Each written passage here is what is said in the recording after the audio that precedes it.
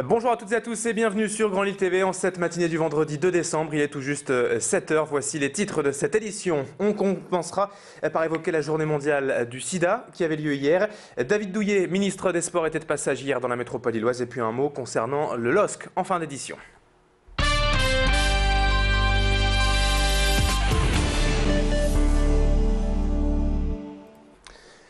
Mais avant de développer tous ces titres, on entame ce journal avec du cinéma et Franck Dubosc qui était hier de passage à Lille pour présenter son nouveau film 10 jours en or de Nicolas Brossette.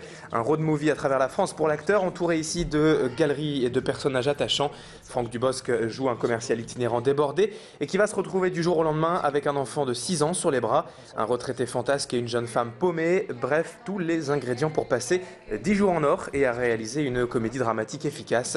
Le film sortira le 11 janvier prochain. Et Franck Dubosc était donc hier à Lille, nous l'avons rencontré. On l'écoute à propos de son rôle, plus sérieux qu'à l'ordinaire et qui marque une étape dans sa carrière. Il est au micro d'Élodie Bernachon. C'est plus moi en fait. 10 jours en or, c'est plus moi. Le personnage comme ça me ressemble beaucoup plus que mes autres personnages. Quand je joue Patrick Chirac ou les autres personnages de Bienvenue à bord et tout ça, je compose. Je vais chercher ailleurs. Là, c'est moi. Je suis comme ça, moi. Ma femme, elle a vu le film, elle a fait bah voilà, bah, c'est toi.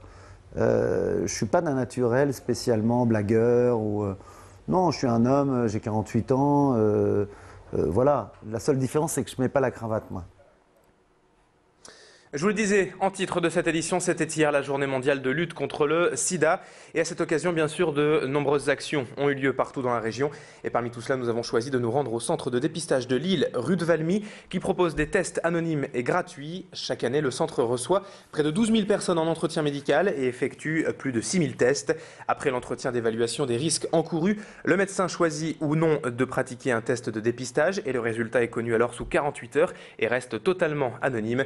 Désormais, les tests dits de 4e génération permettent un dépistage 6 semaines seulement après la prise de risque, contre 3 mois auparavant.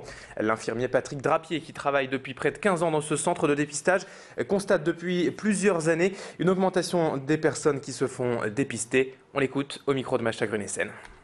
C'est surtout au niveau de la contamination. Certaines personnes pensent encore qu'on peut être contaminé par une piqûre de moustique, par les toilettes, par des poignées de porte qui sont un peu douteuses, en touchant quelqu'un qui va se dire séropositif. Toutes ces idées-là sont encore présentes en fait. L'entretien médical ou l'entretien après avec l'infirmier qui va faire la prise de sang permet de revoir tout ça et permet de corriger parfois les idées reçues. Le ministre des Sports, David Douillet, était en visite hier dans la métropole lilloise et il a visité et inauguré de nouvelles installations sportives. Après être passé par le stade Guy Lefort à Lambersart, David Douillet a consacré le stade Carpentier de la Madeleine. Il a rencontré les enfants et s'est prêté au jeu des autographes et fait des photos avec eux et avec les sportifs qui étaient présents.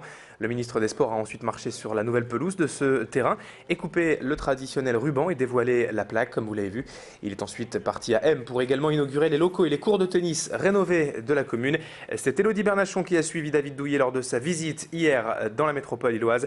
On l'écoute au sujet de la politique sportive du gouvernement actuel, au micro d'Élodie Bernachon. La vraie politique sportive, c'est laquelle? C'est simplement de développer ces clubs locaux, de leur donner les moyens de pouvoir faire du sport dans les meilleures conditions possibles, tant pour les associations que pour les écoles. La réalité, c'est qu'il faut élargir la pratique du sport avec le plus d'encadrement, faire en sorte que nos bénévoles se sentent aussi épaulés par ces mêmes élus qui font tout pour que les enfants qui sont là puissent se passionner, puissent élargir leur cadre de vie, comprendre que c'est important de s'occuper de soi, de son corps. En Belgique, après 535 jours sans gouvernement, record mondial, je vous le rappelle, un accord de principe a été trouvé hier entre les différents partis politiques pour former un nouveau gouvernement avec à sa tête le socialiste francophone Elio Di Rupo qui devrait donc prêter serment dès ce lundi.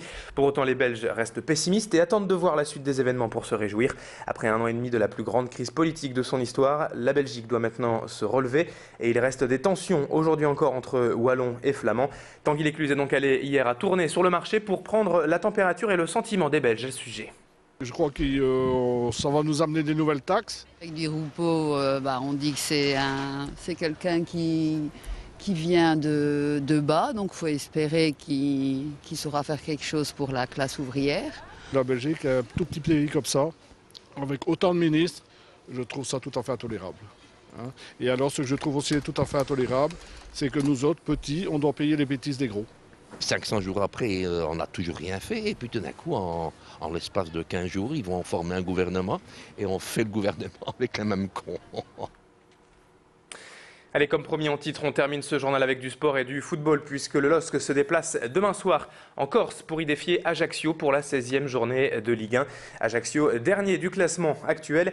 Et les Lillois qui restent sur une victoire face à Brest la semaine dernière seraient donc bien inspirés de s'imposer de nouveau en Corse demain soir pour enchaîner les victoires et faire le plein de confiance avant surtout le match décisif de mardi en Ligue des Champions face à Trabzonspor. Mais avant cela, il faut donc d'abord penser à Ajaccio demain soir à 19h. 7h06 sur Grand Lille TV, c'est la fin de ce journal. Merci à toutes et à tous de l'avoir suivi. Dans un instant, comme d'habitude, vous le savez, on fait un point sur la météo du jour et du week-end avec peu de chances de se réjouir pour ce week-end côté ciel. On fera également un point dans un instant sur l'état des routes à l'heure qu'il est. Allez, à tout de suite.